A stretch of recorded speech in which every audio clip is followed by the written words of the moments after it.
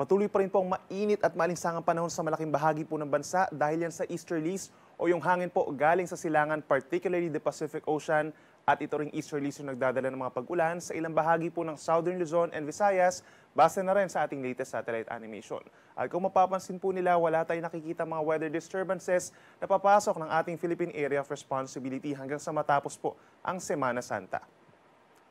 Ngayong araw po, asahan pa rin na makulimlim na panahon sa ilang bahagi ng Southern Luzon, kabilang na dyan ang malaking bahagi ng Bicol Region, as well as probinsya po ng Quezon dahil yan sa easterly. So meron tayong tsansa ng mga mahina hanggang katamtamang ulan at mga thunderstorms ngayong araw po ng Martes. Kaya magdala po ng payong kung lalabas ng bahay. Sa natitirang bahagi po ng Southern Luzon, bahagyang maulap hanggang kuminsan maulap na po ang kalangitan simula po sa umaga, dito po sa may Rizal, Laguna at ilang pambahagi po ng Marinduque, habang pagsapit ng tanghali hanggang sa gabi.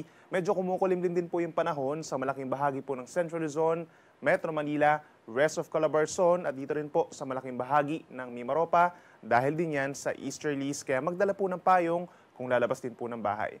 Sa ating mga kababayan dito sa norte, mababa ang tsansa ng mga pag-ulan at asahan yung maaraw na panahon sa maraming pagkakataon at mainit at malinsangan na tanghali, lalo na po sa may Dagupan, kung saan posibleng umabot sa hanggang 42 degrees Celsius yung ating heat index o yung mararamdamang init ng ating katawan. Dito sa Metro Manila, yung actual temperatures from 25 hanggang 33 degrees Celsius, but yung heat index posibleng maglaro between 38 to 40 degrees Celsius. Gayun din po sa may San Jose Occidental Mindoro, posibleng umabot sa around 40 degrees yung heat index sa tanghali sa malaking bahagi ng Cagayan Valley, as well as Kasiguran, Aurora. Kaya po sa mga lalabas ng bahay, ugaliin po na magbaon ng tubig at magsuot lamang po ng komportable at manipis na damit hanggat maaari.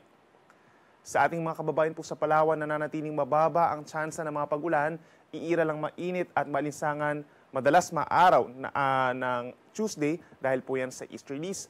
Habang dito naman po sa may eastern side ng Visayas, ang mga probinsya ng Northern Samar, Eastern Samar and Samar makakaranas po ng maulap na kalangitan na sasamahan ng kalat-kalat ng mga pag-ulan at mga thunderstorms dulot ng easterlies.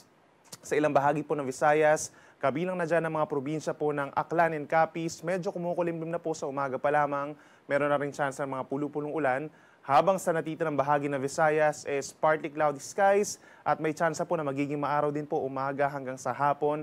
Merong mga lugar na mababa ang tsansa ng ulan lalo na dito sa may Negros provinces as well as Siquijor and Southern Cebu, habang may mga isolated rain showers din naman dito sa may Leyte and Southern Leyte.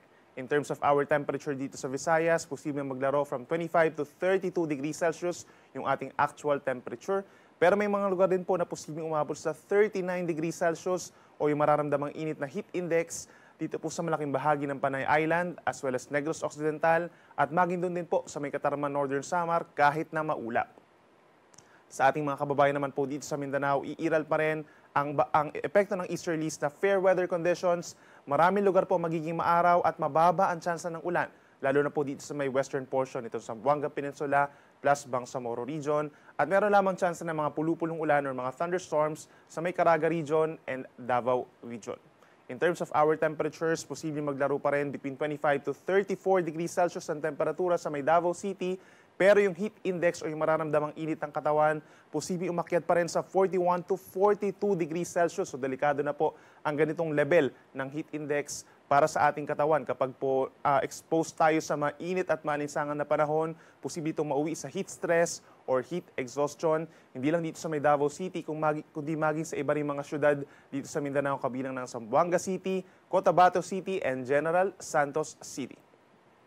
Sa mga uuwi po sa kanilang mga probinsya sa susunod po ng mga araw, wala naman tayong inaasahang gale warning or pagsuspende ng sea travels. Asahan lamang po na medyo maalon dito sa may northern and eastern sections of our country.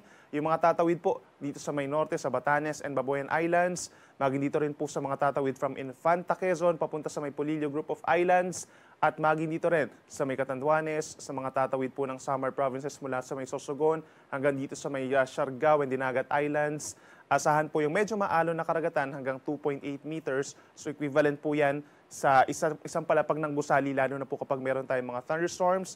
Habang dito naman po sa western side, itong West Philippine Sea, Sulu Sea, loob na bahagi po ng Visayas at ng Mindanao, slight to moderate seas or banayad naman hanggang sa katamtaman ang taas ng mga pag-alon.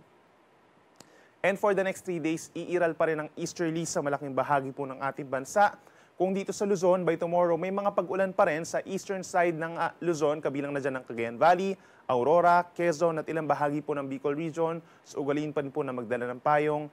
Habang pagsapit po ng Thursday and Friday, malaking bahagi ng Luzon, ang mas iinit pa ang panahon. Epekto na rin po yan ng easterlies. Kung dito sa Metro Manila, steady lamang po yung ating weather conditions, bahagyang maulap hanggang maulap ang kalangitan hanggang sa Biyernes Santo. Subalit mas iinit pa yung ating panahon, posibleng maglaro between 38 hanggang 41 degrees Celsius yung ating mararamdamang init. Kaya po magdala ng payong kung lalabas ng bahay, lalo na between 10 a.m. hanggang 4 p.m. Sa ating mga kababayan po at mamamasyal dito sa Baguio City, asahan pa rin yung may kalamigan na panahon, but then madalas ang maaraw na panahon lalo na po sa umaga hanggang sa tanghali at may tsansa ng mga pulupulong ulan sa hapon. Habang dito sa may Kabikulan, maulap na kalangitan ang aasahan lalo na po sa may Camarines Provinces and Catanduanes. So magdala ng payong bukas, Thursday and Friday, mababawasan na ang mga pagulan. Sa ating mga kababayan po sa Visayas, patuloy ang mainit at malinsangang panahon. Epekto po yan ng easterlies, bahagyang maulap at minsang maulap lamang ang kalangitan, lalo na sa may eastern Visayas. May tsansa lamang po ng mga pulupulong ulan o yung mga localized thunderstorms. Temperature natin sa Metro Cebu is between 26 hanggang 32 degrees Celsius. But then yung ating mga matataas na heat indices ay posibleng maramdaman dito po sa bahagi pa rin ng Panay Island, particularly sa may Iloilo, sa may Negros Occidental, at dito rin po sa may Samar Provinces, posible hanggang 39 to 40 degrees Celsius pagsapit po ng tanghali. At panghuli sa ating mga kababayan po dito sa Mindanao, guys sa Visayas, asahan din po ang maaraw na panahon hanggang sa Biyernes Santo at aasahan din po natin ang mababa ang tsansa ng mga pag-ulan at yung mainit at malinsangan na panahon magpapatuloy lalo na sa mga urbanized areas, sa mga kapatagan po at kakaunti lamang po yung ating mga kagubatan. Posible yung heat indices na higit 40 degrees Celsius kaya patuloy na paalala sa ating mga kababayan po, uminom ng maraming tubig at kung lalabas nga ng bahay between 10 a.m. hanggang 4 p.m. ay lagi pong magbaon ng pananggalang sa init kagaya po ng payong, sombrero at sunscreen.